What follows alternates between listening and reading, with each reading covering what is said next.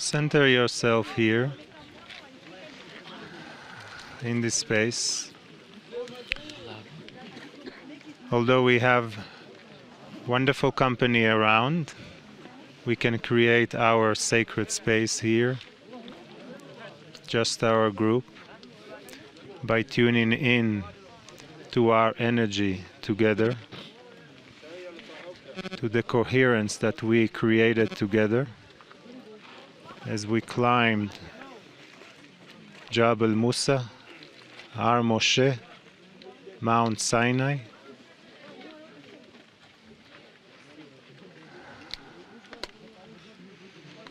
Let your mind rest. Feel your heart. Breathe deeper through your heart.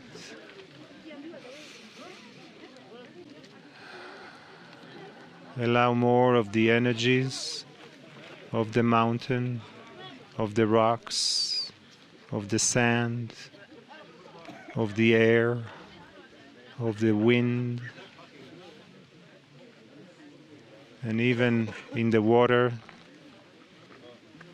come to you and through you, because you are part of it. You are truly one with it. As you relax into it,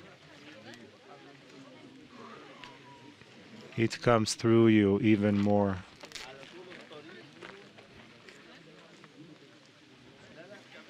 You did make the journey and you arrived at the summit.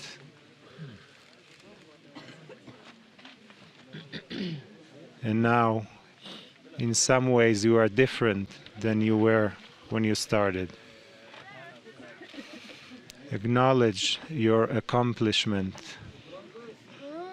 Acknowledge the divinity of you that supported you in this journey. Climbing the steps to a higher level of yourself, into a new place, into a new beginning, into a new reality, into a new you. You are stronger than before. You are recognizing more of your nobleness, of your magnificence,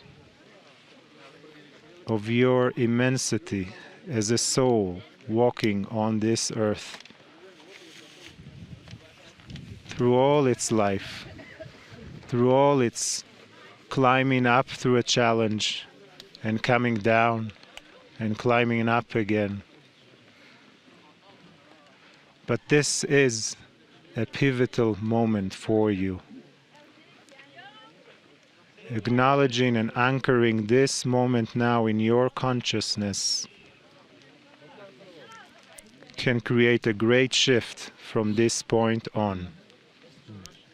Truly acknowledge it in your heart, in your mind, and in your spirit.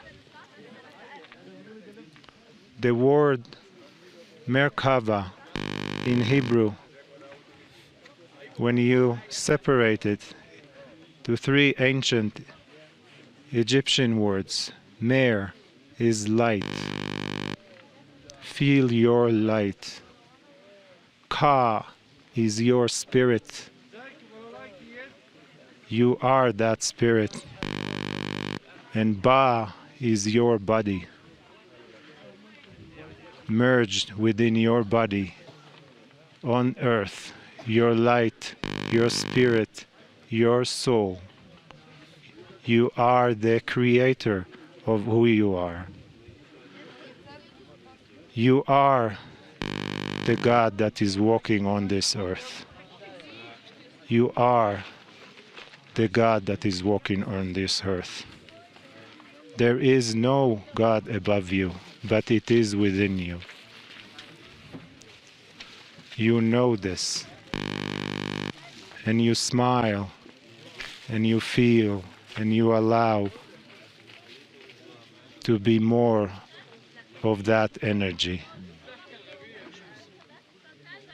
Here, not in another place, not above, but inside of you, always there, always listening to you, loving you, supporting you, even when you are not, thinking you deserve this. It knows fully who you are. Allow for it to truly be part of you, and anchor yourself more into this moment, so when in the future you have another mountain to climb, it will be different, it will be easier, it will be with more awareness, with a higher consciousness and understanding of what can you do, what decisions you will make, and what can you create in your life and in those around you as you keep walking on this earth. There is no beginning. There is no end. It is always in a spiral, always in a journal. From life to the next life, you carry this energy with you. Celebrate this moment, for you deserve it. Celebrate this moment, for you deserve it. Eheye asher eheye. Eheye asher eheye. Eheye asher eheye. And we'll continue with the wisdom and guidance of Kryon. Greetings, dear ones. I'm Kryon of Magnetic Service. We are in Egypt, and this is the third channeling. We are in a public place, for this is the summit of Mount Sinai. And all who are here take a breath for a moment in amazement that they have actually walked the journey. The altitude is high. You may detect that in my partner's voice. But there is rejoicing here. More than just having made it to the summit. You think of all that goes on in this very spot. The singing, the rejoicing. It's a summit of your life. It truly can be. And before I speak of the man Moses, let me just take a moment to say, this may be the only time you have this experience, dear one, who is with me right now. Take advantage of this and feel all that you can feel.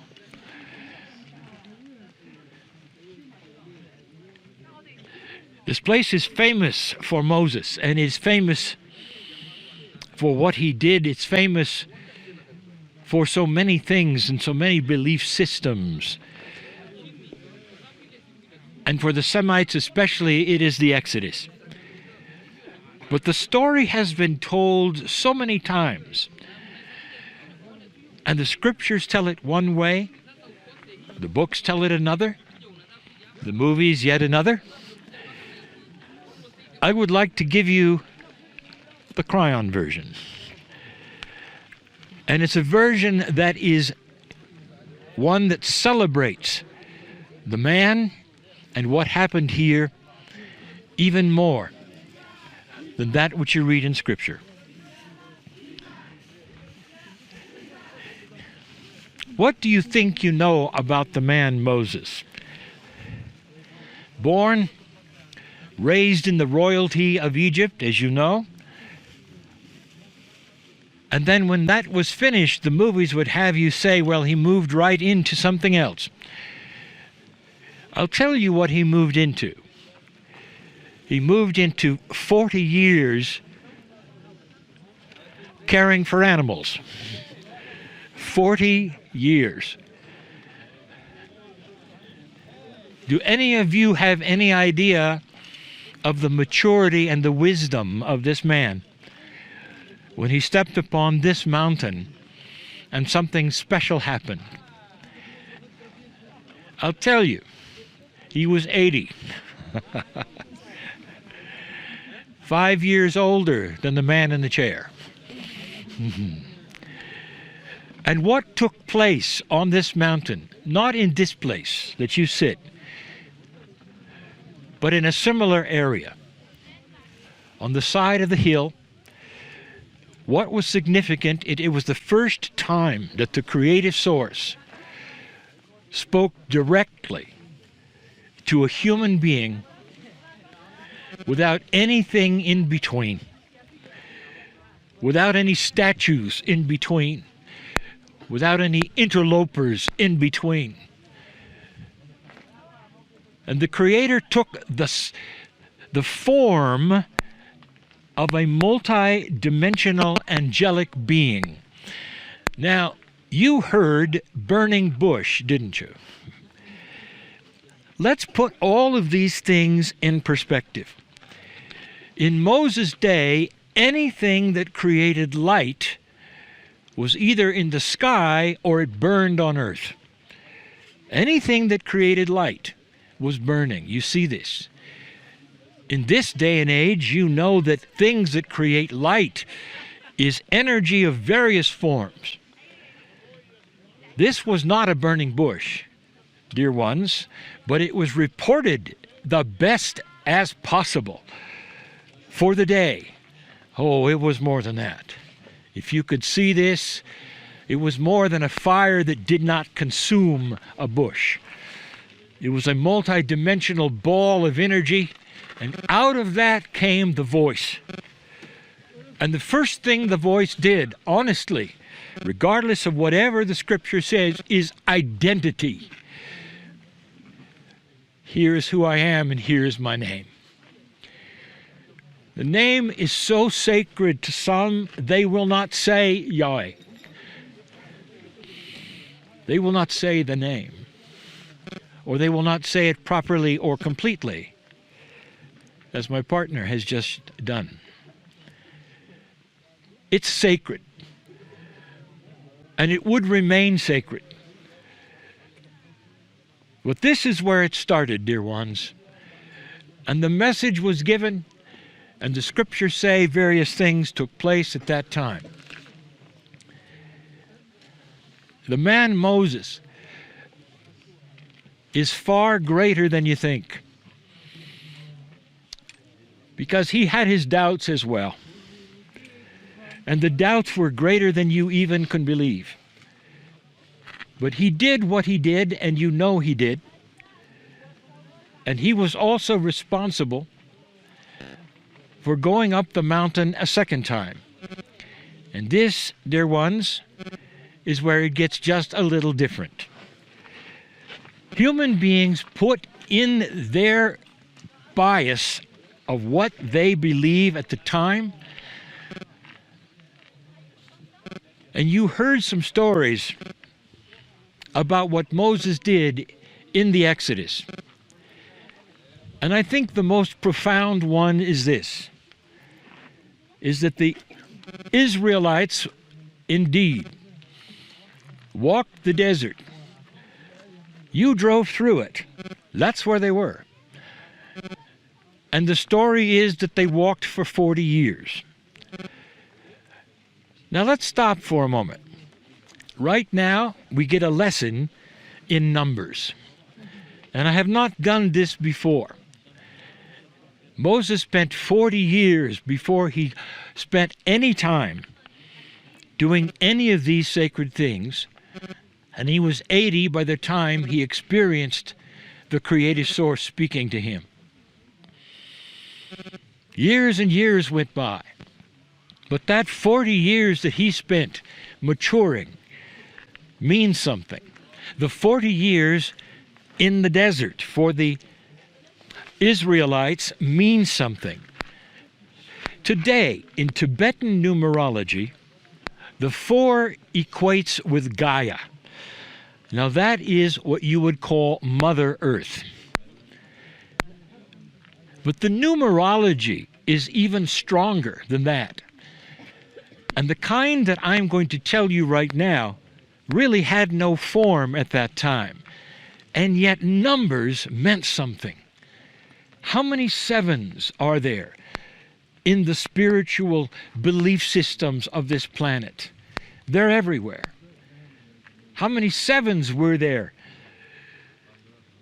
in the history of Egypt that you're going to see? They're everywhere. They're more than just a reflection of the 7 sisters. They're a sacred number. The 4 is even stronger than you think. The 4, dear ones, is about fertility. It's about mother. It's about change. But it's about birthing. The 4 truly is a rebirthing number, and that is how it got into being the 4 in the Tibetan numerology, meaning Mother Earth. But it truly is the fertility of the energy of all things. Why 40 years in the desert? We have given you this information before. It is in the scriptures if you wish to find it. My version of it is this. In the Exodus, dear ones, you have a very old energy. And you have all of the generations of the old energy, and in the Akash of the old energy. No Israelite could go into Canaan with that energy in their consciousness. And so generations had to pass, dear ones, before the Israelites became Israelis. And they could freely move into Canaan, the promised land, without the consciousness of slavery, without the old energy. Dear ones, that's a rebirth. Do you see why the 4 was there? That's the kind of rebirth we're looking at right here on the mountain. That is what we speak of that is possible right now with your consciousness. You're looking at a big 4 right now. Something happened that I want to set straight.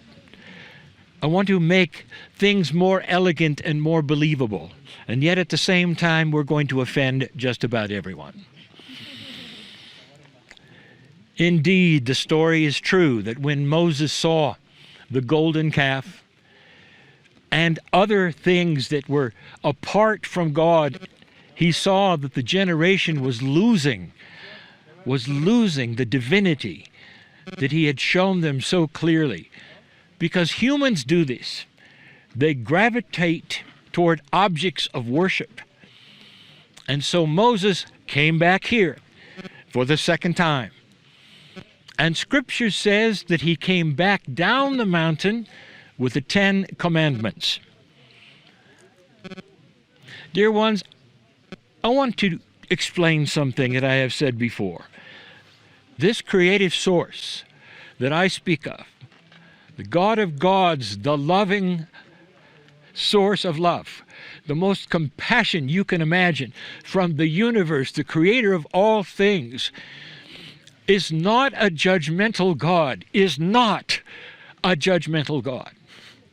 This is not a God that gives you complete free choice and then judges you on your choice. They weren't commandments, because this beautiful God does not command. Those were the words given, and those were the translations, and to this day, they are the 10 commandments. But they trivialize the love of God. Now, I'm not going to rewrite this and call them the 10 suggestions. They are the 10 instructions of light for the right way to live. They are the 10 instructions of light for the right way to live, with human beings having free choice to look upon them and see the divinity and the sense and the common sense of these instructions. I want you to look at them clearly. Some of them don't look all that divine because they were for the group that was there. They were basic, they were practical, they were the way of life. They outlined some things that made sense, but they were instructions, dear ones. They were not commandments or else. And then the next rewrite. It is said, and it is spoken, and it is written, that Moses got a little impatient, and he did something wrong. Where they needed water, they could have it. And God told him he could put the stick and water would come out. Instead, they say he hit the rock, disobeying what God told him to do, and out came the water. And somehow that disobedience kept him here. And the rest went on. And the Exodus was complete without him. Dear ones, I'm going to rewrite that. Here is what really took place. Moses told those around him, the groups of 12, that he wasn't going. He informed them he was not going because the Creator had told him he wasn't going. He didn't do anything wrong. But how do I explain this yet again? Humans see the creative source as a father. This is where the judgment comes from. This is where the discipline comes from. And they project all things human onto the Almighty. And what the rumors became was this, that Moses had done something wrong, and that's why he couldn't go. He did nothing wrong, dear ones. It wasn't his time. I'll tell you how old he was when he died. And it wasn't that far from that place of the end of the Exodus. 117. 117. And the reason he didn't go is because he was the man of the Exodus. And that was the energy, and that was his life, and that's the accomplishment. That's what he did. And for him then to go on and take that energy and become a leader in a new paradigm in Canaan would not have been appropriate, would not have worked. And so that is why he didn't go. There was no punishment. It's the elegance of the message. Moses, you did your job. And so much of that happened right where you're sitting. In the area here, the energies that are here, the mountain has remained so that you can climb it. And you can know these things. And you can say, this truly is history. It's a grand history. It began a culture. It began an idea of one God. Something that exists today because of the one man. He did nothing wrong, dear ones. All that he did, he doubted himself all the way through. And so I'll tell you this, it's a club. Lack of self-worth, it's a club. And most old souls belong to it. Know this, you're not alone if you question the things that are sacred within you. But that's the free choice you have to decide, like Moses finally did, it really is true. It really is real. You're a creation of God, made in His image, and that is love. Let this message sink in so that you would feel the profundity of it and know how much you are loved. And so it is.